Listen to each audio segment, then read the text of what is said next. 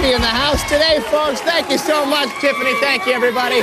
Welcome to Double Dare 2000, where getting splattered is all that matters. And you know what? What if one television show could instantly transport you back to childhood? The laughter, the colors, the chaos, the feeling that anything could happen once the cameras started rolling. For millions who grew up in the late 1980s and early 1990s, Double Dare was that doorway.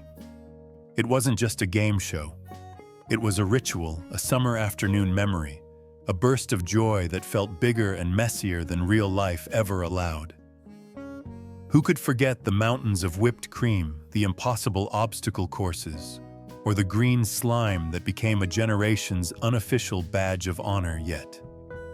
Behind all that fun lived a world few viewers ever saw: strange decisions, hidden mishaps, unspoken challenges, and production secrets that shaped the program's legacy.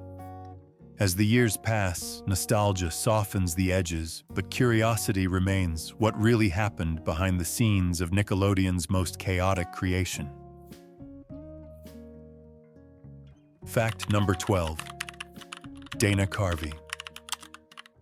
Almost hosted before the world ever associated Double Dare with Mark Summers and neon-splattered chaos, there was another name quietly waiting in the wings, a name that would later become iconic for entirely different reasons. Fact number 12 brings forward the surprising revelation that comedian Dana Carvey, yes, the future star of Saturday Night Live, was originally considered as the face of Nickelodeon's most ambitious kids' show. In those early development meetings, producers believed Carvey's quick wit, youthful energy, and approachable humor perfectly suited the messy, unpredictable world they were crafting. They imagined a host who could improvise on the spot, lean into the absurdity, and speak to kids with the same authenticity he showed on stage. But just as plans were taking shape, another opportunity emerged. When SNL offered him a coveted spot in 1986, the decision became inevitable. Carvey chose the national spotlight over a still untested children's program, forever reshaping Double Dare's identity before it even began filming. The ripple effect of his departure left the production team scrambling. They had already begun sketching out segments tailored to Carvey's comedic patterns, imagining a show that leaned even more into sketch-like humor. His exit forced a pivot, and in that pivot, something unexpected happened. It opened the door for a completely different voice, one less frantic, more grounded, and ultimately more sustainable for a show built on structure and controlled chaos. Carvey's decision didn't just change his own career trajectory, it quietly influenced the entire tone of Double Dare. Years later, fans would look back with nostalgia at what the show became, rarely realizing how close it came to being something entirely different. And in that sense, this first forgotten detail carries a warm reminder of how childhood memories often hinge on accidents of timing and chance. Fact number 11. Moms tried to date Mark Summers. Following this revelation about Carvey, fact number 11 slides into a very different kind of behind-the-scenes surprise, one that reveals just how unexpectedly famous Double Dare's fact UL host became. While the show was designed for kids, its clean-cut, ever-composed host, Mark Summers, quickly attracted a following far beyond the Nickelodeon demographic. After tapings, meet and greets, and mall appearances, Summers found himself approached not just by enthusiastic children seeking autographs, but by mothers slipping him phone numbers or lingering a little too long in conversation. For a man meant to embody wholesome all-American steadiness, the sudden attention from adult fans became an unusual and quietly humorous subplot behind the cameras. The 1980s were a period when television personalities held a special place in viewers' imaginations. Hosts felt like familiar household figures, warm, accessible, and safe. Summers, with his tidy hair, gentle smile, and reassuring presence, fit that mold perfectly. Adults saw stability in him, and the show's family-friendly tone only magnified his appeal. Producers factually had to coach him on navigating these encounters with tact, ensuring he remained both polite and firmly distant. For Summers, this odd mixture of admiration and awkwardness became part of the job, even though it contrasted sharply with the bright, kid-centric image Nickelodeon projected on screen. Together, these first two facts speak to the early role of the host, first imagined through the lens of edgy comedy and then defined through the unanticipated spotlight of public affection. Both moments shaped the foundation of Double Dare before a single tank of slime ever spilled, but setting the stage for everything that followed. Fact number 10 revisits the moment when Double Dare's signature finale, the beloved chaotic obstacle course, was still an untested experiment, teetering on the edge of failure. In its very first taping, the obstacle course was far from the polished, slime-slicked spectacle fans remember. Instead, it unfolded like a comedy of errors, hidden beneath layers of feathers, foam, and confusion. During the pilot, a contestant was asked to dive into a massive pillow stuffed with feathers to retrieve a flag. The setup seemed simple enough, but the production crew had accidentally forgotten the single most important element, the flag itself. The child dug frantically as the seconds evaporated, feathers exploding into the air like a snowstorm in a wind tunnel, yet nothing emerged. What should have been a triumphant finish became a surreal moment in which the crew watched helplessly, realizing mid-taping that an essential piece of the course simply didn't exist. This early stumble revealed just how improvised the show was in its infancy. The producers had not yet discovered the rhythm, the pacing, or even the engineering precision that would later make these finales iconic. In the pilot stages, Double Dare was still trying to find its identity, blending schoolyard games with unpredictable physical stunts. The now famous Rube Goldberg-style obstacles had not yet been refined. They were raw, experimental, and often cobbled together from whatever materials could be found on short notice. The pilot's missing flag fiasco quickly became production folklore, a reminder of how fragile early TV concepts could be, and how easily the magic of television could fall apart without careful planning. Looking back, the disaster seems almost charming, a snapshot of creative chaos that defined Double Dare's earliest days. It proved that even a future cultural staple started with missteps that were later absorbed into nostalgic memory. Fact number 9. They used past-date food to reduce waste, transitioning naturally from the chaos of the first obstacle course.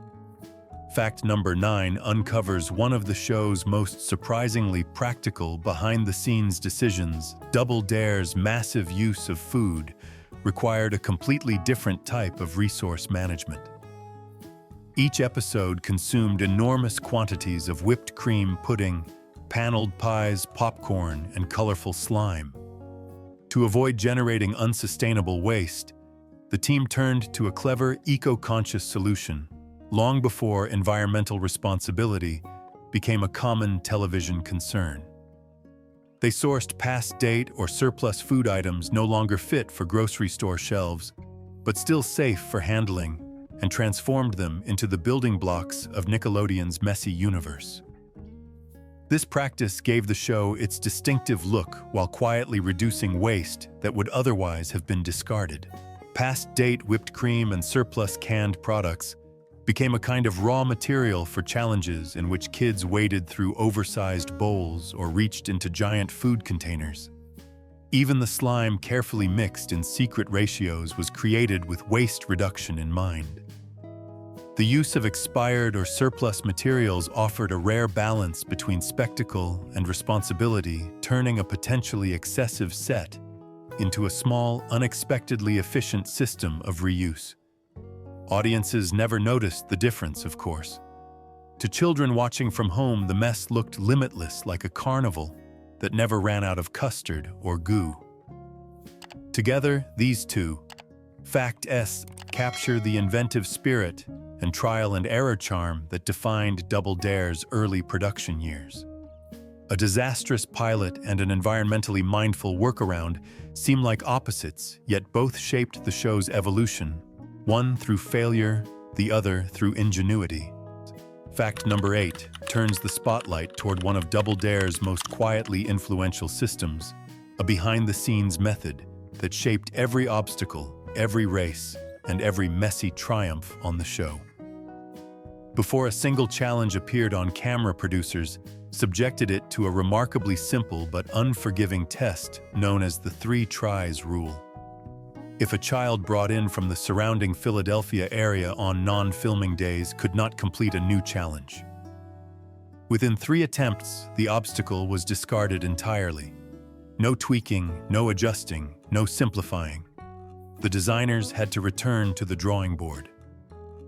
This rule ensured that the challenges were achievable yet exciting, balancing difficulty with the exuberance of childhood energy. These test days became an unspoken engine of the show's evolution. Local kids arrived with no training, no stage presence, and no understanding of what awaited them. They were simply handed helmets, guided toward bizarre food-filled machines, and told to try. In their reactions, struggles, laughter, hesitations, or unexpected bursts of determination, the producers found honest feedback. If a task frustrated them too much, it would frustrate contestants at home. If it felt confusing, it would confuse entire audiences. The 3 tries rule struck a delicate balance between spectacle and accessibility. Every obstacle that made it into the final version of Double Dare had first been conquered not by polished young performers, but by ordinary neighborhood kids who inadvertently shaped the show's identity. What makes this detail so meaningful is how organically it preserved the authenticity of Double Dare. The show never wanted to humiliate children or push them through impossible feats. Instead, it wanted challenges that felt daring, yet doable, messy, yet manageable. It was a philosophy rooted in fairness, mirroring the spirit of childhood play itself. And in this quiet process hidden from cameras and audiences, Double Dare's heart gradually revealed itself. Fact number 7.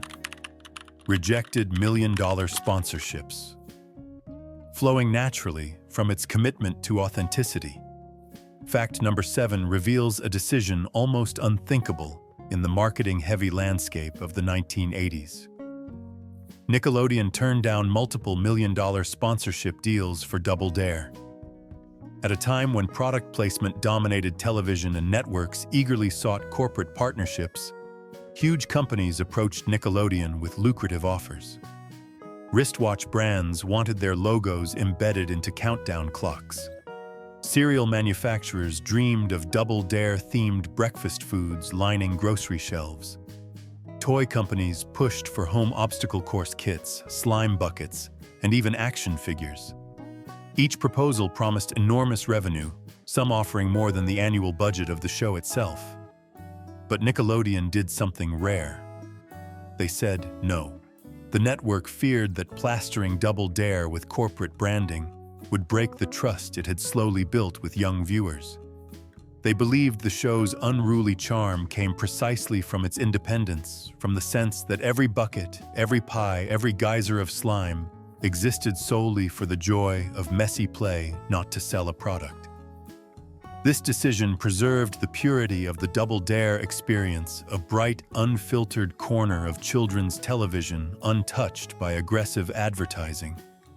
It also subtly reinforced the philosophy reflected in the 3 tries rule. Double Dare would remain a show created for kids on their terms, not shaped by outside interests. This choice, bold at the time, ultimately strengthened Nickelodeon's identity as the network that understood childhood not as a market, but as a world full of wonder, spontaneity, and imagination. Through these 2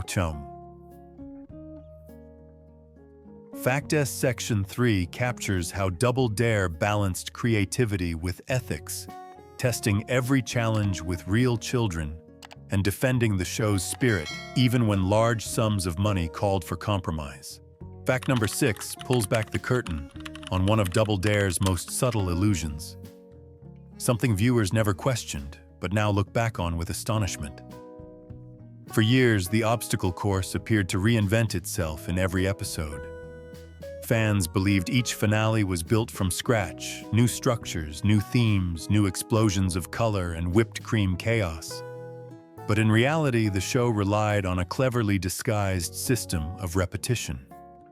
The obstacles were largely the same, simply rearranged, reversed, or approached from new angles. By shifting starting points, rotating key pieces, and adjusting camera positions, producers created the feeling of constant novelty while maintaining a consistent physical foundation behind the scenes. This illusion was a testament to Nickelodeon's early-era resourcefulness. In a time when budgets were modest and children's television still operated on tight constraints, reusing existing pieces allowed the team to maintain the excitement of the show without building elaborate sets every week. Viewers at home never recognized the sleight of hand because their attention was fixed on the spectacle, the frantic dash, the slipping and sliding, the laughter, and the inevitable spray of slime. What mattered wasn't whether the obstacle was new. It was how completely unpredictable it felt to the child navigating it.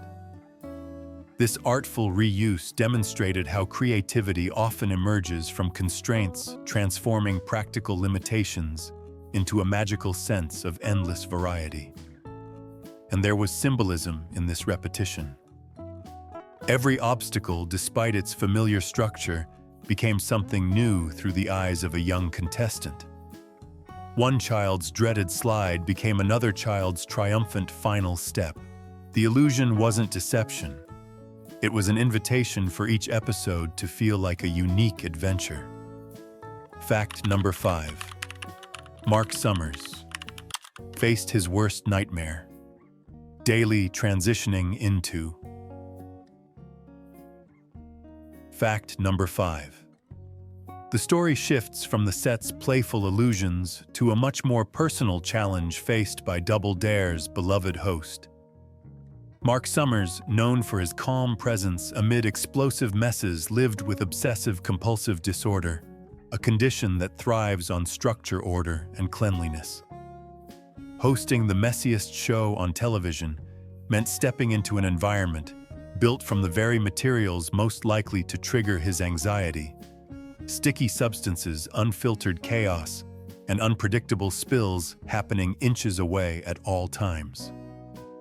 Yet he showed up every day, maintaining professionalism, as whipped cream flew past his suit jacket and slime dripped within arm's reach. Summers later spoke candidly about the internal battle he faced during nearly every taping. Filming became an exercise in emotional endurance, where he had to override instinctual discomfort to guide contestants through challenges without losing composure. His ability to carry the show with warmth and steadiness, even as the environment collided constantly with his personal fears, created a powerful contrast beneath the laughter and energy of Double Dare. This tension between carefully staged illusions and a host navigating real internal hurdles added layers of humanity to the show that viewers never saw but can appreciate now. The magic of television often hides the quiet courage required to keep it running. As the obstacles recycled behind the scenes, Summers fought a daily battle no rearrangement could disguise. Together, these, fact number 4, shifts the focus from the performers to the physical world beneath their feet. A hidden engineering marvel that kept Double Dare functioning despite its relentless mess.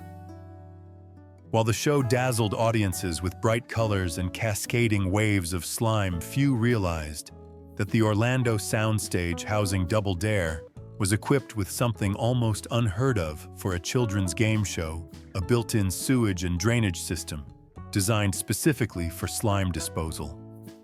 This wasn't a quirky add-on or a simple floor drain. It was an industrial-grade setup more akin to what might be found in a commercial kitchen or small wastewater facility. During an average taping, hundreds of gallons of food-based materials, whipped cream syrup, pudding, and the famous green slime coated nearly every surface of the stage. Sweeping or mopping by hand would have been impossible. Instead, crews pushed everything toward graded channels across the floor, where the mixture was funneled away for treatment and cleaning. Buckets, emptied hoses sprayed, and towels piled up by the thousands. A single production day reportedly consumed between 600 and 1,000 towels, all dedicated to wiping blotting or soaking up the remains of each round. Behind the scenes, staff members worked like a silent cleanup brigade, resetting the stage with astonishing speed while keeping the mess from overwhelming the studio. This infrastructure ensured that Double Dare could embrace its identity fully.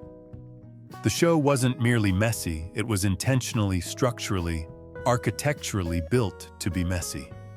The drainage system became the backbone of its design philosophy, enabling the crew to orchestrate chaos again and again without ever derailing the production. It was a reminder that even the most joyful spectacles rely on invisible systems, carefully engineered to support the laughter, the spills, and the unforgettable visuals that shaped viewers' childhoods. Fact number 3. The gruesome injury and settlement. Flowing from the physical reality of managing massive amounts of slime. Fact number 3 reveals a far more sobering truth. Even a show engineered for controlled chaos carried real risks. For most contestants, Double Dare was a whirlwind of excitement that ended with giggles, stained shirts, and maybe a lingering smell of pudding. But one episode witnessed a rare and serious accident, a moment that cast a quiet shadow behind the scenes. During an obstacle run, a contestant fell in such a way that they suffered a compound fracture, a severe injury in which the bone breaks through the skin. The accident was immediately visible and deeply distressing, prompting tears from nearby children and swift intervention from on-site medical staff. What made the incident even more complex was what emerged afterward. The injured contestant had an undisclosed medical condition that made their bones unusually fragile. Information the parents had chosen not to reveal on the application forms. Their omission placed the child in physical danger and left Nickelodeon facing a legal and ethical dilemma. It was later reported that the father, a lawyer, requested a television and electronics package rather than monetary compensation. A settlement was quietly arranged, and non-disclosure agreements ensured that the story remained largely unknown to the public for years.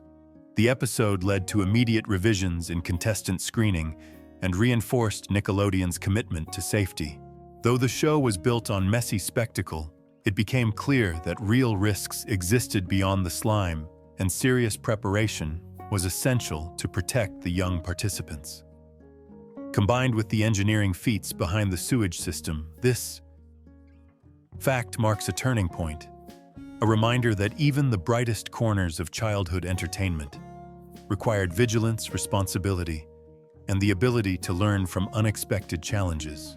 Together, these two facts reveal the hidden physical stakes beneath Double Dare's joyful surface, the infrastructure that kept the mess under control, and the cautionary moment that reshaped safety behind the scenes. Fact number 2 uncovers one of Double Dare's most quietly revolutionary design choices, one that set it apart from nearly every game show of its era. While most television competitions relied on trivia to determine winners and losers, Double Dare embraced a gentler, more joyful philosophy. The show's creators wanted children to feel brave, excited, and empowered, not embarrassed or defeated on national television. So they built the entire format around a simple idea: a child should never have to feel stupid for not knowing an answer. This approach gave birth to Double Dare's iconic option, the physical challenge. The structure was brilliantly simple. When a contestant didn't know a trivia question, they could avoid the sting of public error by choosing to attempt a messy, fast-paced stunt instead. This meant that the joy of participation didn't hinge on academic skill or quick recall. Instead, it flowed from enthusiasm, teamwork, and a willingness to embrace the unpredictable. Kids could toss whipped cream, dig through giant bowls of pasta, wear oversized costumes, launch plungers, or become human tacos, all without feeling judged for a moment of hesitation. The challenges weren't designed to shame. They were designed to delight. Even the parents cheering in the audience felt relief, knowing that their children wouldn't be put under the emotional pressure common in other competition formats of the time. This philosophy embodied the heart of Nickelodeon's early identity. The network understood childhood as a world defined by curiosity, play, and experimentation, rather than right answers. At a time when academic competition was creeping into more corners of children's lives, Double Dare took a different path. It told kids they could succeed simply by showing up and giving their best, messy, imperfect, and joyfully human. That spirit carried through every episode, shaping the show's enduring legacy as a place where fun mattered more than flawless performance. And for many who watched at home, it was the first time television allowed them to feel confident without being perfect. Fact number 1. It was inspired by the Mousetrap board game. Transitioning into fact number 1, the narrative arrives at the whimsical origin of Double Dare's entire concept, an unexpected inspiration drawn from a classic children's board game. The show's messy, kinetic spirit emerged from a single brainstorming session in which someone mentioned Mousetrap, the colorful game built around a sprawling, unpredictable Rube Goldberg-like contraption. For generations of kids, Mousetrap represented imagination, chaos, and the thrill of watching a chain reaction unfold. The creators of Double Dare saw in it a reflection of everything they hoped to bring to television: tactile play, oversized props, silly physics, and the joy of building something purely for the experience of watching it work. From that spark, the show's identity took shape. The designers envisioned children navigating life-sized versions of the playful structures they once manipulated on living room floors. They imagined contraptions that didn't just function, but surprised sliding platforms, oversized cereal bowls, inflatable slides, spinning wheels, and goo-filled traps that echoed Mousetrap's spirit in 3 dimensions. The final product wasn't just inspired by the board game. It became a faithful extension of it, transforming living room creativity into fully immersive television. Double Dare found its voice in the same impulses that drive childhood invention, the desire to build, explore, and laugh at the unpredictable. Together, these final 2 facts tie the narrative back to Double Dare's essence. The physical challenges ensured no child felt inadequate, and the Mousetrap inspiration brought the unfettered joy of imaginative play to life. These ideas fused into a show that didn't just entertain, it validated childhood energy, creativity, and courage. As Section 6 closes the journey through all 12, Fact S circles back to where Double Dare began, rooted in play, shaped by kindness, and sustained by the simple wonder of watching something unexpectedly delightful unfold. Looking back across these 12 remarkable events, Double Dare emerges not just as a messy children's game show, but as a cultural time capsule filled with creativity, risk-taking, and unexpected heart. From the near casting of Dana Carvey to the quiet engineering miracles beneath the studio floor, every detail reveals how much thought, improvisation, and courage shaped the program's legacy. The show blended playful chaos with a deep respect for children, offering adventures that felt larger than life, while protecting contestants from embarrassment or exclusion. Even its most surprising behind-the-scenes moments, rejected million-dollar deals, reused obstacles, or complex drainage systems contribute to the nostalgic warmth that fans still feel decades later. Double Dare didn't just entertain. It made kids feel bold, capable, and seen. Of the 12 facts, above which one surprised you the most? Thank you so much for watching and taking this journey to the golden age of kids' television. If you enjoyed this dive into classic Nickelodeon history, be sure to like the video, subscribe for more nostalgic deep dives, and share your own memories in the comments below. See you in the next video. This is TV Time Capsule.